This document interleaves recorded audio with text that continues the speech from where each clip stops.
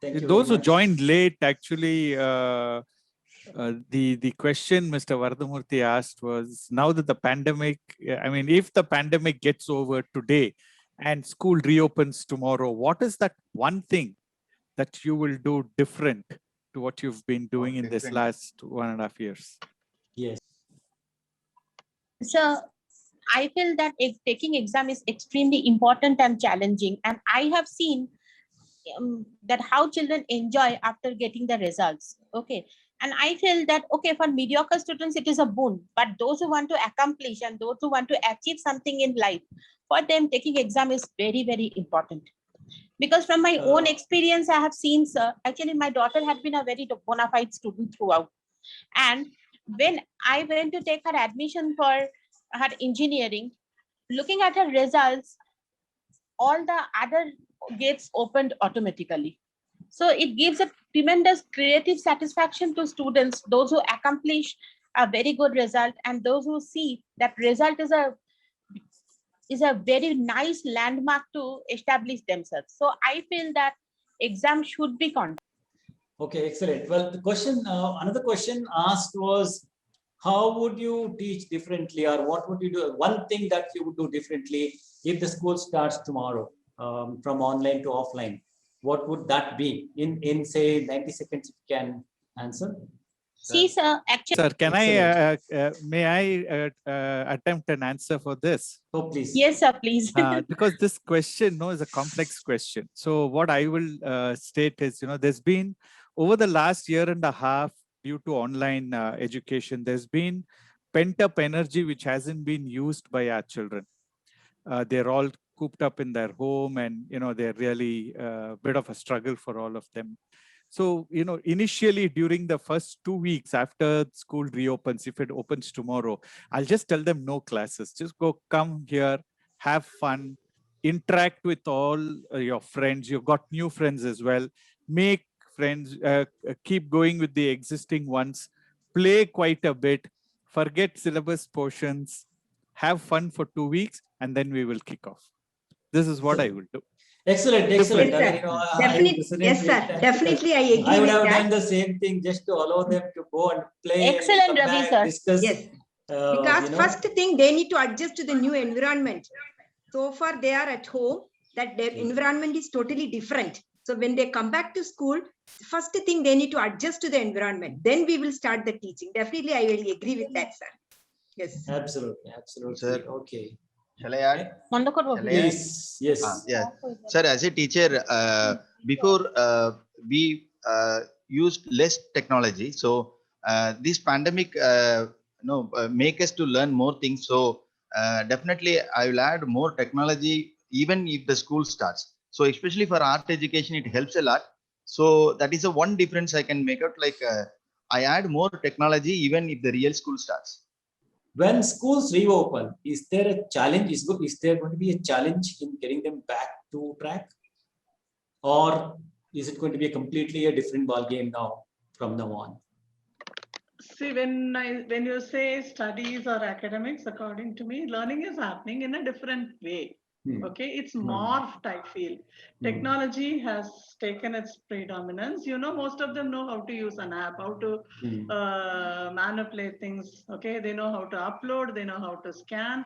A lot of different kinds of learning has happened. Okay, as a human species, it is a normal tendency for us to learn to survive in the best possible way given any situation. Okay, right. So given that, yes, I feel learning is happening. Learning has not stopped. Learning has happened. It is happening in a different form. That's all, not in the traditional form. When it comes to interest in academics, okay, that also now is dependent on how their online experiences. If a child is going through a terrible experience, yes, of course, he's muting it, or he has the freedom to mute it and just roam around in the class and so forth. Okay, but otherwise, if the class is made interesting, because now the teacher is looking into each and every child. Unlike normal thing, she goes to each window, she monitors what the child is doing, and the parent is sitting beside him, even if he is sleeping, okay, because of that, this fatigue, he's not allowed to sleep, okay. And there are schools which are having online classes for 4 hours, 5 hours, which is little too much for children to take it up right now, even for a smaller, like first standard, second standard, third standard, okay. So he's under pressure to see the screen. If you're going to ask me about the attention span, yes, attention span has come down drastically rather than when it was a physical schooling, because physical schooling had a natural break, which is not there in the online schooling. And the child is under a lot more pressure because he is monitored constantly. He's Okay. constantly monitored. Okay, mother is sitting next to him, father is sitting, do. What is this? Your teacher is asking you a question. Why don't you answer this question? Okay, so those pressure, a natural way of, nobody wants to be monitored. Even as a teacher, I don't want to be monitored, but I have no choice now, right? So these pressures probably has brought the attention span of the child down because he's already under stress. Right.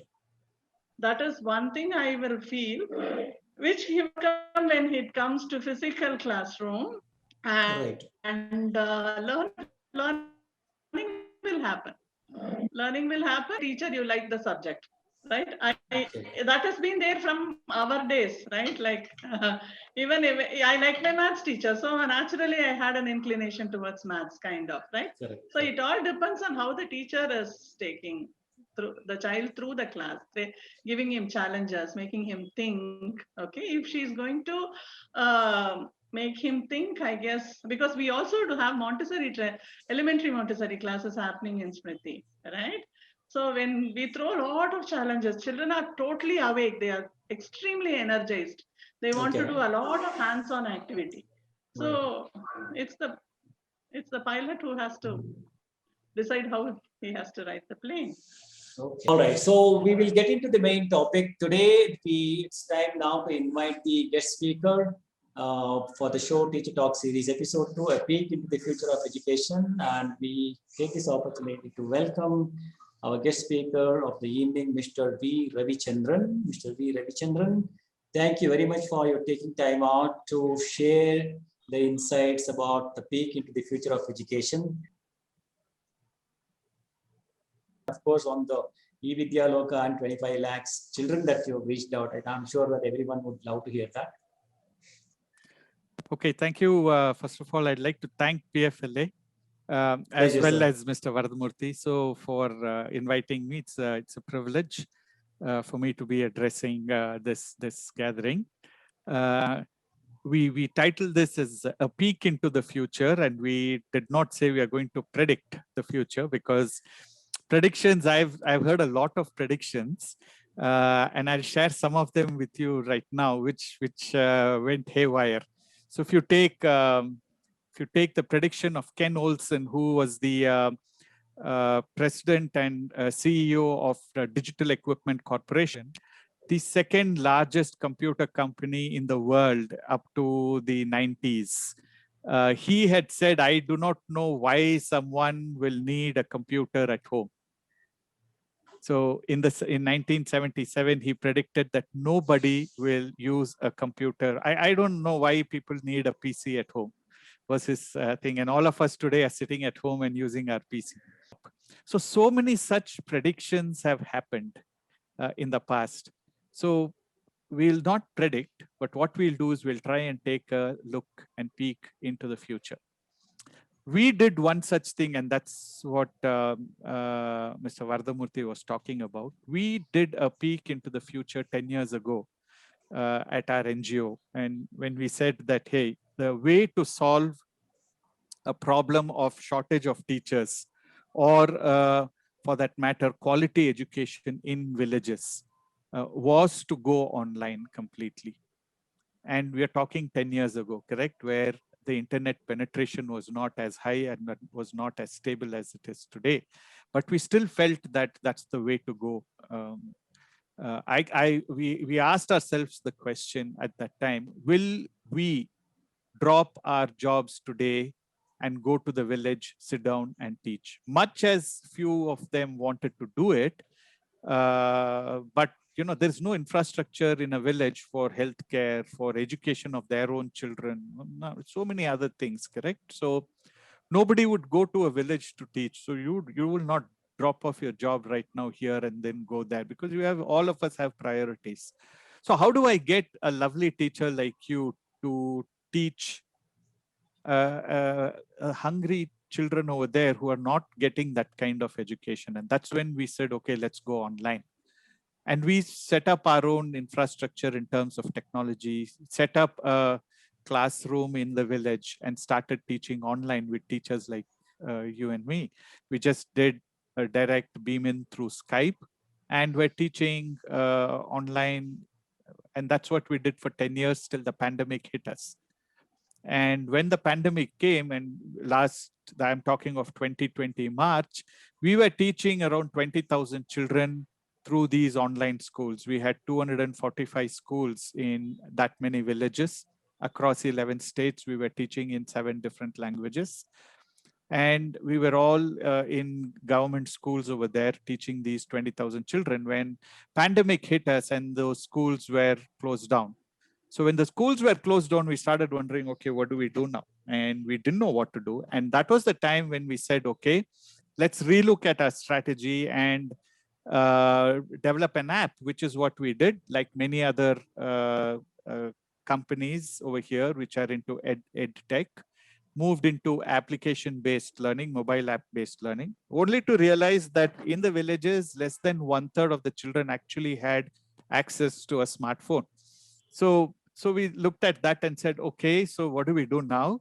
Which is when we came up with TV as a way to teach. And then we realized that every state government has its own channel and is, beaming TV programs for education, but nobody's viewing it. So we said, okay, if nobody's viewing something that is already existing there, why will they view our TV program, correct? So, which is when we struck up on the critical aspect, what we call as ready to consume content. And we said, so what is this ready to consume content?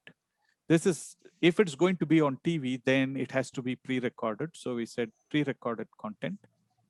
But then what will happen if a child doesn't understand? So we said, how do we get the child to ask us questions? So we made ways to do that. How do we know whether the child has understood? So we started creating worksheets and workbooks. And how does the child really clarify his questions? So we started having doubt clearing sessions. So when we mixed all this and combined all this together, it became what was called as ready to consume content.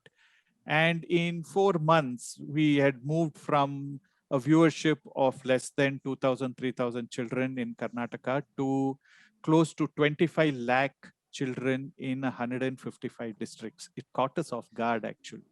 We ourselves didn't realize that it's going to spread so fast and so many children wanting to do this. Now, this is definitely possible only through technology, one. Two, the way that children interact today with technology and with humans is completely different. So how do we give leeway for that? But the basic concepts of whether I understand something or don't understand something and how do I clarify that as a teacher still remains the same. The curiosity of the child is no different. It is the same. So how do you feed that curiosity of the child becomes absolutely essential. And that's what we've done in this. But what I want to do today is when I'm looking into and peeking into the future, I want to look at 2 specific things only, and that is what I want to discuss with all of you. The first one is a model which has been created. So this is not something a pie in the sky, or it's not something which has not happened. It has already happened, and there are 60 such model schools happening in the US. It's called the ALT school, ALT school. It's been set up by an ex-Google person. And what he's done is he's built an artificial intelligence engine. It's extremely smart engine.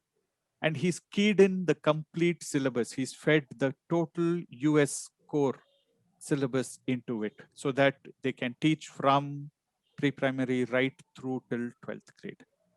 What he's done with this type of school, and he started it at only 6 schools initially for first 3 years, and now it's moved to close to 60 schools there. What he did was an amazing thing. He broke the industrial factory model. So do you all understand the factory model? Yes? If you don't, can you ping me and say, no, I don't know what this is that you're talking about? So it'll be easy. Macaulay method that we follow initially from the British rule, that we call it as factory system.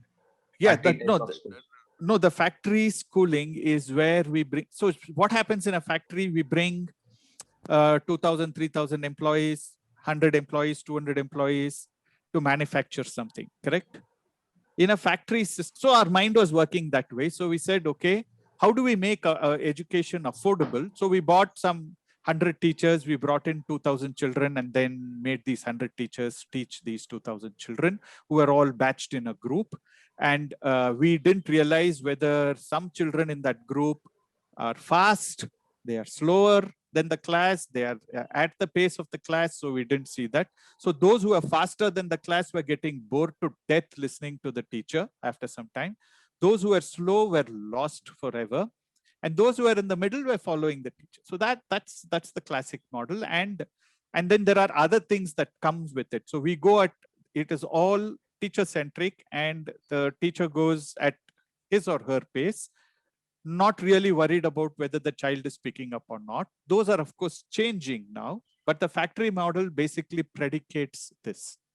So if I put in more children into a classroom, I make a little bit more money, and my cost for educating that child keeps coming down. So it's called scale.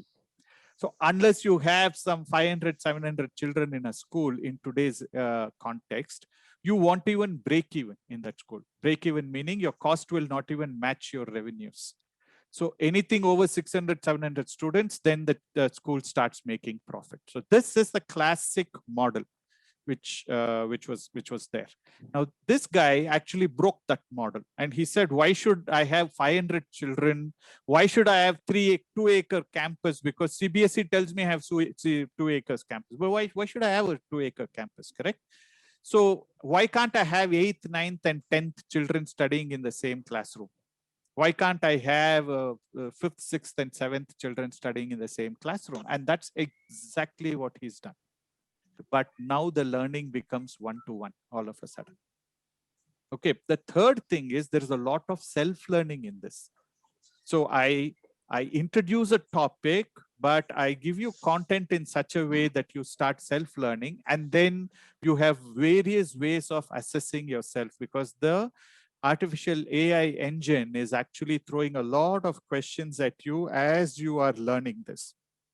There are a lot of inbuilt games in this as well. So what he did with this was, because this whole class could be 8th, 9th, and 10th could be taught in one go, in one period, all of physics that they wanted. And all that he needed was a building with, say, 5 or 6 classrooms like this, and they were learning. And then he had one huge garage kind of thing, which was like a massive go down, where he in each school where they have carpentry, repairing shop and all that kind of thing, where children work with their hands and they actually learn life skills. And then there's a playground and they go out and play. So he's actually broken down, and with just 100 or 150 children, the school is able to make profits. So this is one. Second, the other option that you can do is you can share your playground with 4 other schools or 5 other schools. So your investment comes down to that extent. So he's done various models like this. Now I'm going to pause here and I'm going to ask you guys a question. You now realized what the teacher is doing, correct? In this classroom. So what do you think is the role of the teacher? A facilitator. Ah, thank you. Who's that? Hi, sir. I'm Sharmila here. Hi, Sharmila. That's a nice one. Yes, the teacher becomes a facilitator. So could you just say a little bit more, Ms. Sharmila? Well, I think as you correctly put, the role of teacher is changing nowadays, because by the time the teacher teaches anything, any concept, the students already know about it thanks to Google and thanks to the information that's available.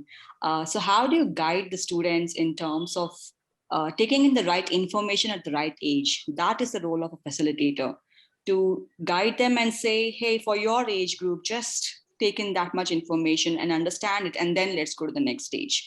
It's not about saying, I'm going to teach you something. It's about go explore the world and learn more and come back. And I will give you more questions so you can learn more about those questions, those concepts. Excellent. So now tell me, so because this happens, and anyone can take this question again, because as Ms. Sharmila says, correct, I'm a facilitator as a teacher. All I'm doing is helping the child read by himself, learn certain things, do some self-learning exploration. And then I keep asking questions to, and based on inquiry, I get the child to learn more and more. Now, in such a situation, do you think that the teacher will lose her job? No, sir. On the contrary, it expands her job, because you need to design your curriculum in such a way that you are actually guiding the child and not teaching the child, which is more challenging, is what I feel. Very nice. Anyone else? I would like to add on something, sir. I've been an EYFS teacher for 12 years now. And we had this model, the same model what you were just talking about now. We just had that learning carpet in the center and all the learning corners. And we would identify 3 groups of children right from the first week of their school.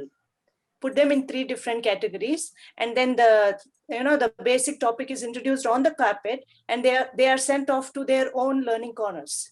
They are at liberty to choose their learning corners, and everything would be related to the concept the teacher has introduced.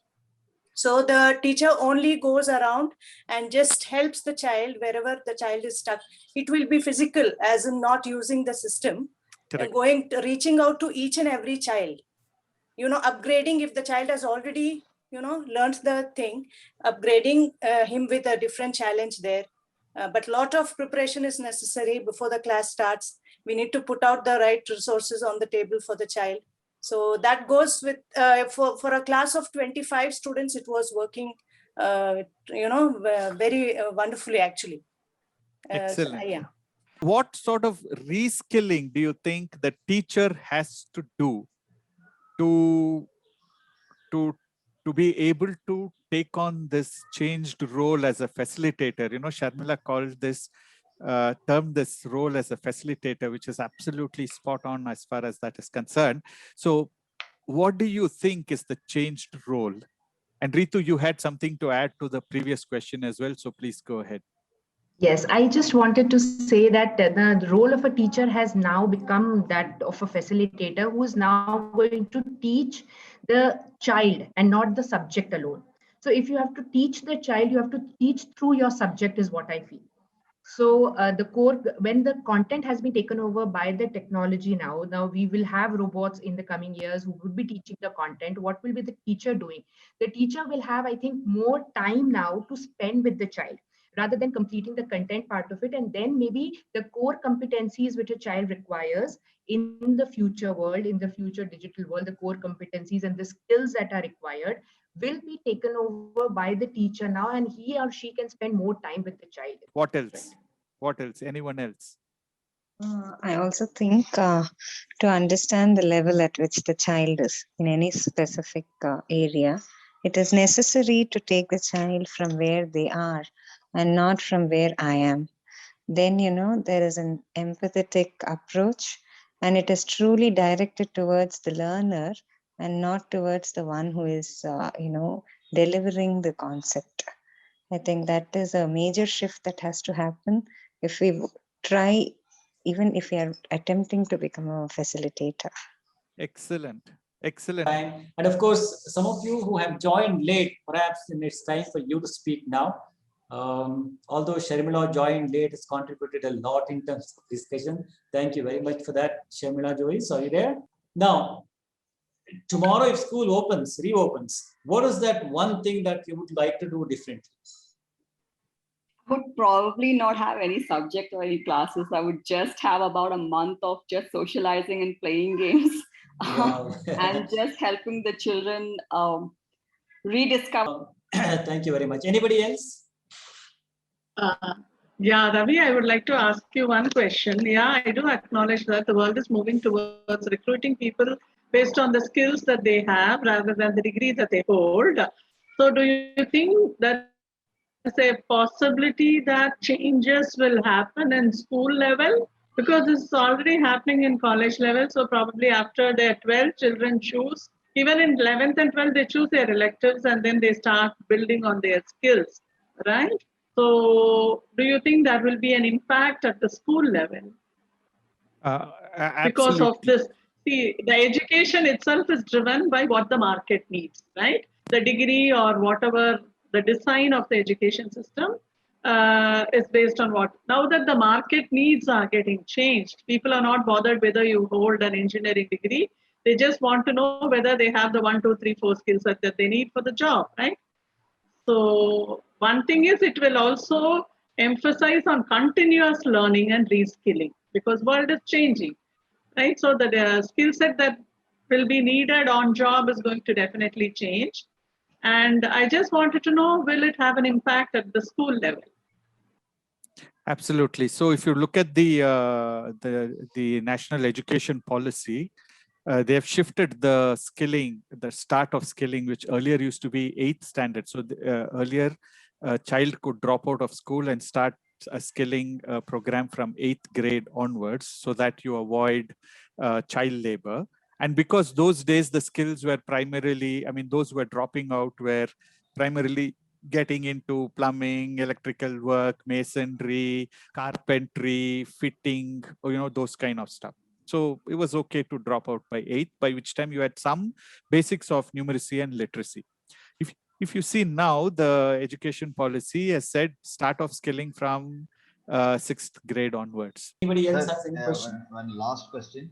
Yeah. So, as Sir said, in a 25 years time, then we may get closer to the artificial intelligence and alternate school, like which he explained in which it is functioning in US. So if we are approaching towards that in future, so present day teachers, what are the skills or traits that has to be enhanced?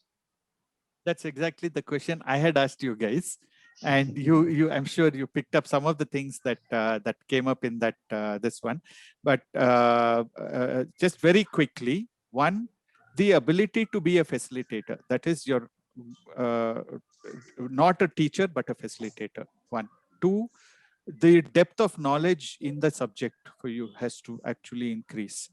So that is the second thing. The third thing is the ability to coach children to be self-learners, which will become absolutely essential. And the assessment of the child. How do I assess the child for what the child is? And letting the child go at his or her own pace. These skills will become absolutely essential. So we look forward to yet another session in the next 15 days. Thank you. Have a good weekend. Thank you very much. Thank you very much. Bye. Thank you, Ravi. Thank you. Cheers. Thank you, Bye-bye. sir. Thank you. Sir, it's a great initiative. Thank you, Ravi sir, Deepa ma'am. Thank you so much. Thank you all. Thank you. It was a wonderful session. Thank you, sir. Thank you. Great. Thank you very much. Please do share Thank your you all. feedback by sending a message on WhatsApp 9902570561. I will write it here in the chat box, or send a mail to info@pfla.in.